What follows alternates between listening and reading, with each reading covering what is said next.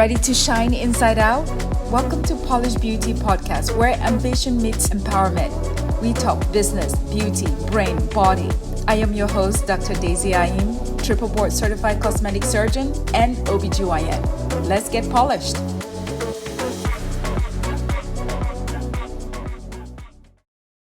Hey everyone, welcome to this episode that I'm really excited to talk about. It's near and dear to my heart. It is about something that is really important.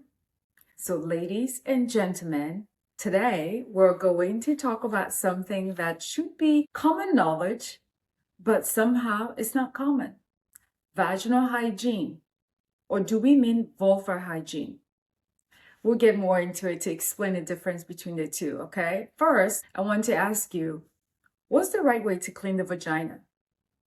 What's the safe product to use to clean the vagina? Do we mean vulvar cleaning or vaginal cleaning? Aha. So we're going to get into it today, and I'm going to break it down to you so that by the end of this episode, you're going to get clarity on everything vaginal and vulvar hygiene, okay? I'm going to break down this episode into 5 segments. The first one is going to be understanding the vulva vaginal anatomy. The second part is vaginal pH balance and microbiome that I want to talk about. The third part is how to properly clean the vulva. The fourth part is selecting over-the-counter products. The fifth part is common myths and frequently asked questions. And maybe bonus, we talk about antimicrobial soaps. I'm really excited to kind of go over everything with you guys and just give you the deep dive. So let's get into anatomy. First, we have to understand that vaginal health is very important for your overall well-being. So ladies, you want to take care of your vaginal health. So important. There's so much misinformation everywhere with marketing tactics, myths, cultural beliefs that often lead women to make poor choices about cleaning the vulva vaginal area. Today, no more. We're going to get right into it so that you understand. I want women to feel educated, empowered, and able to choose the proper products and the proper way to take care of the hygiene. That's my goal on this episode. So let's discuss anatomy of the vulva vaginal area. So the opening inside, from the opening going inside, that's called the vagina, okay? From the opening going outside, that's called the vulva. So we have 2 terminology, vagina, vulva. So the vagina, which is from the opening going inside, is self-cleansing. What that means is that your body naturally cleans the vagina. You do not need any washing, any products to clean the vagina because it's internal and your body naturally takes care of that. Understood?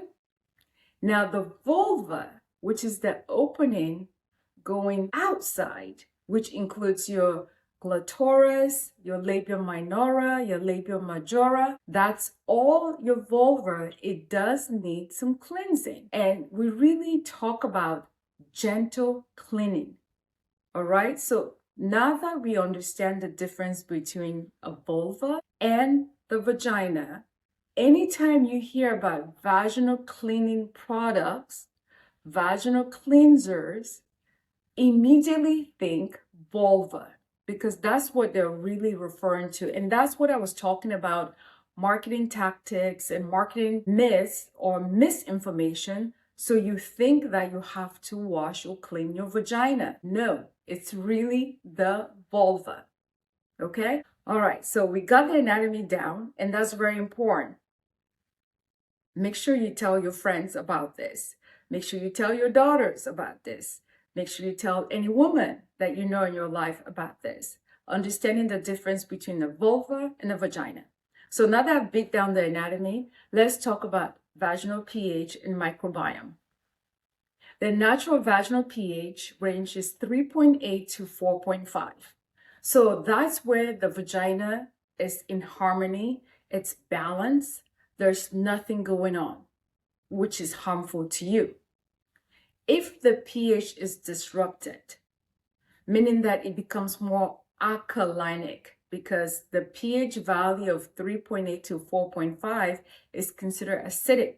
So if the pH is disrupted to make it alkalinic, which is more than 4.5, then you're susceptible to infection, disruption, irritation. And some of the infections we're really talking about is bacterial vaginosis or yeast infection. Of course, you have your STIs like trichomonas, gonorrhea, chlamydia. So anything that would disrupt the pH can cause you to have an infection or an irritation. So it's very important to maintain the vaginal microbiome and the pH. So the natural vaginal ecosystem is very important. Our body naturally produces some bacteria that is healthy and necessary. And that's really lactobacillus that is naturally occurring. And we do want that bacteria present in our vagina because it's protective. So when you disrupt the vaginal pH, that bacteria is compromised, which is protective. And then you're more prone to having other organisms that your body doesn't need, and that can cause infection. All right. So I'm going around in circles because I want you to fully understand that. So the key point here is that I want you, very importantly, to use mild, fragrance-free soap or pH balanced cleansers. So if you go into the over-the-counter, look for one of those things, okay? Also, when you clean, I want you to use warm water. You can use your hands or a soft cloth. That is really important. Also, make sure you wash gently. You don't need to be harsh or abrasive with it because you can cause injury. So it's really important. And also, when you're done washing your vulva, pat dry. No rubbing. Really important. Okay? Another important thing is also wear breathable undergarment. That is important. Some of the do nots, really important, do not. Number one, do not douche. Douching disrupts the microbiome. So no douching. All right? Using scented soaps is discouraged. Using scented body washes is discouraged. Using scented vaginal wipes is discouraged. So anything scented or fragrance is discouraged because it can cause irritation. Do not overwash. Washing the vulva once a day is more than plenty. If you feel the need to do more than once, that's okay. Be gentle, but once a day is good enough. All right? Using harsh scrubbing, avoid it. So that's all your don'ts, and I've told you how to find your do's or the things to look for in a vaginal cleanser. So long as you are cleaning down there, just remember, simple is important. Use mild, fragrance-free soap or pH balanced wash. Keep it very simple. No scrubbing, no aggressive washing, just warm water, your hands, and a soft cloth. And absolutely no douching. Alrighty, so let's move on to the next segment, which is selecting over-the-counter products. I had to really come with some detailed notes here because this is the most important thing. When you go to your drugstore and you go on under the intimate section, you have all these products, all this marketing, all these magical words to make you feel like you have to pick this or that or that. You're not even sure. I think it just confuses everyone. So let's talk about it. Again, whenever you're picking a cleanser, and remember I said you are cleaning your vulva. So it's vulva cleanser, although the product would say vaginal cleanser. Remember, it's really vulva. I want you to keep in mind, you want to look at the pH balance. So it should be 3.8 to 4.5. You want it to be fragrance-free. No perfumes or essential oils.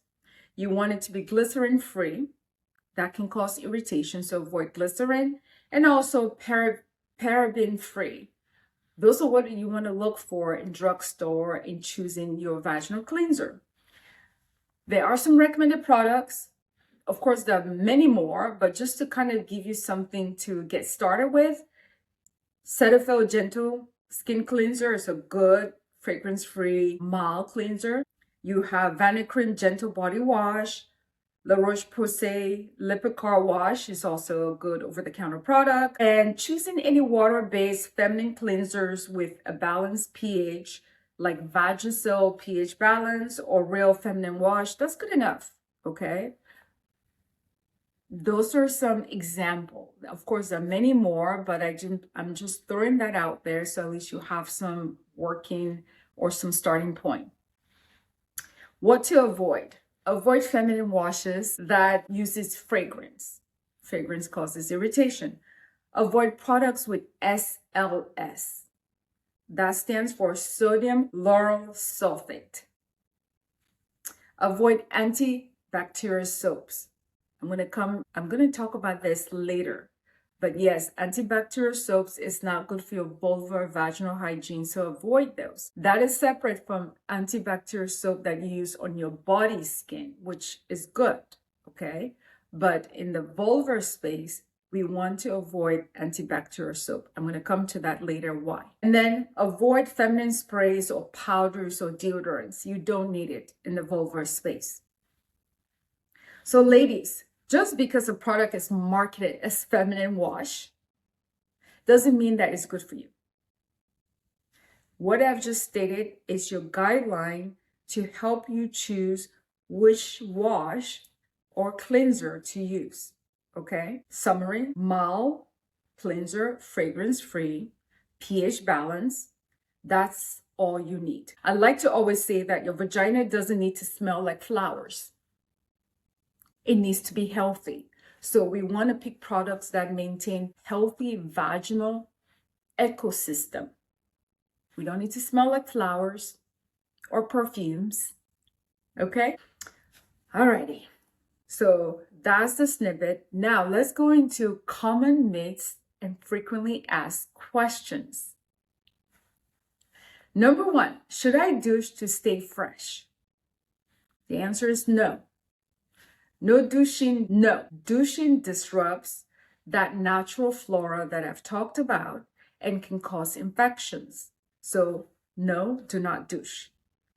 Number 2, can I use baby wipes down there? That's a good question.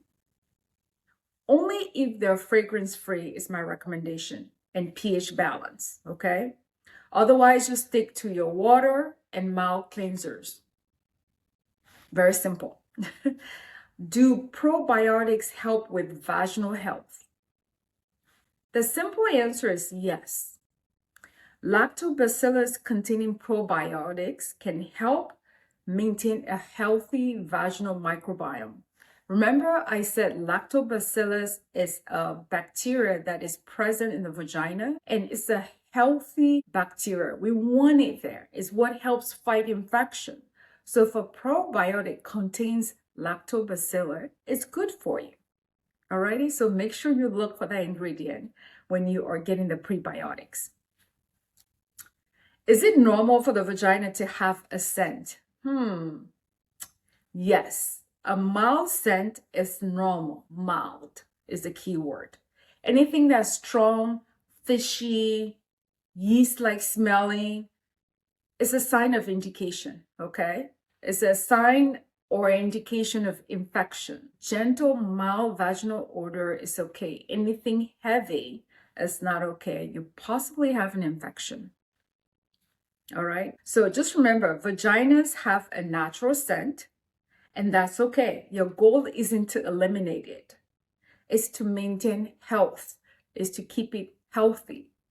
Like I said earlier, the vagina doesn't need to smell like flowers, right? If you ever notice a strong, unusual odor, I want you to call your gynecologist or call your physician, schedule an appointment, and be checked out. It's really simple.